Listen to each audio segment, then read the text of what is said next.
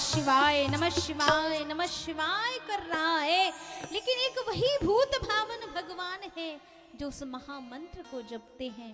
कौन है ये महामंत्र? राम। और ऐसा वैसा मंत्र नहीं है, खुद महादेव भूत भावन भगवान ने कहा इस मंत्र का चमत्कार देखिए जो कि मेरे साक्षात जीवन में हुआ है। ऐसा भोलेनाथ कहते हैं। क्या हुआ? जब समुद्र मंथन हुआ और समुद्र मंथन से हलाहल विष निकला, और हलाहल विष निकला तो उस हलाहल विष से संपूर्ण वनस्पतियां झुलसने लगी। आकाश मार्ग से उड़ने वाले जीव जंतु झुलस झुलस के गिरने लगे। जलचर में बहने वाले जीव जंतु झुलसने लगे। थल में बहने वाले चलने वाले जीव जंतु हाहाकार करने लगे। सभी मनुष्य चराचर प्राणी इस संसार का पूरा ब्रह्मांड कह रहा है महादेव त्राहि माम, रक्षा कीजिए, रक्षा कीजिए। क्यों रक्षा कीजिए? क्योंकि हलाहल विष हम सबको जला रहा है, हम सबको भस्म किए दे रहा है। प्रभु हमारी रक्षा कीजिए, रक्षा कीजिए। और उसी समय पूरे संपूर्ण पृथ्वी की रक्षा के लिए उन भूत भावन महादेव ने उस हलाहल विष, उस कालकूट विष को धारण किया। और कहाँ धारण किया? कंठ में धारण किया, हृदय में नहीं उतारा। क्यों? क्योंकि हृदय में राम बसते हैं। मेरे स्वामी, मेरे प्रिय, मेरे प्राणनाथ को कहीं कष्ट ना हो जाए। देखिए भगवान भोलेनाथ की भक्ति देखिए और सीखिए कि अगर भक्ति हो तो भगवान भोलेनाथ जैसी, कि अपने उनके इष्ट हैं प्रभु श्री राम और हृदय में विराजमान है और निरंतर राम राम चलता रहता है, निरंतर राम राम का गुणगान करते रहते हैं। जब भी कोई भी समस्या आती है, आप देख लीजिए महादेव के जीवन के उठाकर देखिए तो भगवान भूत भावन के जीवन में आप पाएंगे। जब माता सती का प्रसंग आता है और सती के बार जब परीक्षा लेने जाती है, बार बार समझाने के बावजूद भी जब सती नहीं मानती हैं और प्रभु श्री राम की परीक्षा लेने जाती हैं, और जब परीक्षा लेती हैं तो सीता का भेष बनाती हैं। और सीता, जब भगवान भोलेनाथ ने देखा कि सीता का भेष बनाया है माँ सती ने, तो त्याग कर दिया, पर उन्हें आभास नहीं होने दिया। धन्य है मेरे भूत भावन महादेव। ऐसी भक्ति, भक्ति की प्रेरणा लो तो महादेव से लो। कि भक्ति हो तो कैसे, कि साक्षात हृदय में राम विराजते, निरंतर राम राम जपते हैं। महाराज, ये जीवन का कोई ठिकाना नहीं है।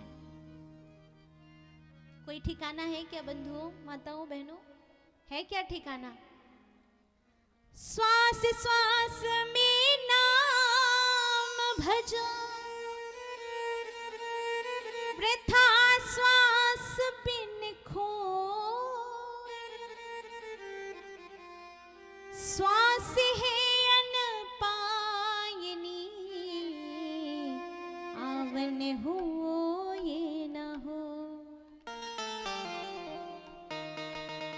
श्वास का कोई भरोसा नहीं है, कब निकल जाए, कब कहां पर। चुन ले गुणों के मोती, तू बिखरे जहां तहां पर। इस श्वास का कोई भरोसा नहीं है। लेकिन भूत भावन भगवान साक्षात, जिन्होंने इस सृष्टि के प्रारंभ में जो थे, सृष्टि के मध्य में जो थे और सृष्टि के अंत में भी वही महादेव थे, जिनका ना कभी जन्म होता है,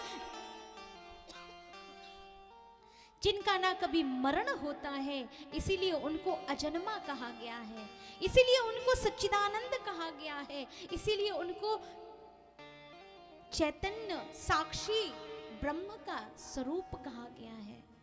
वह परब्रह्म, वह भोलेनाथ जो हृदय में राम को रखते हैं, जिनके हृदय में राम विराजते हैं।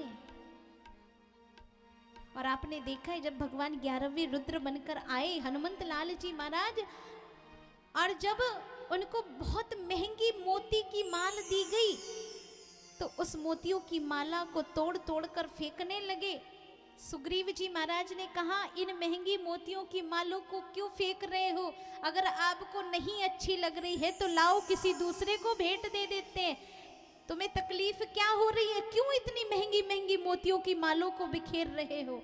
बोले, इसमें मैं अपने राम को देखना चाहता हूं, लेकिन मेरे राम नहीं नजर आ रहे हैं। बोले, इतना क्या राम को ढूंढते हो? जहां तहां राम को ढूंढने लग जाते हो।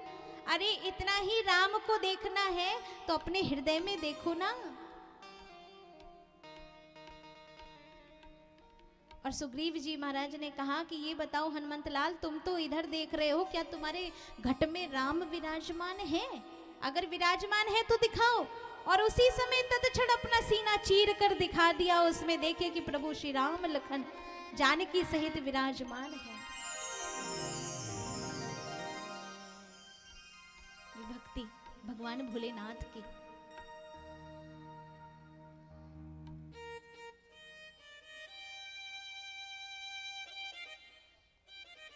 जब हृदय में राम है तो उस कालकूट विष को हृदय में कैसे उतारूं? इसके लिए कहां धारण किया? कहां धारण किया? कंठ में धारण किया। कहां धारण किया? कंठ में। गले को कंठ कहा जाता है। धन्य है मेरे प्रभु महादेव, उमापति महादेव, जिन्होंने अपने प्रिय स्वामी की सुरक्षा के लिए खुद ही कंठ में विष को धारण कर लिया। देवों ने पूछा,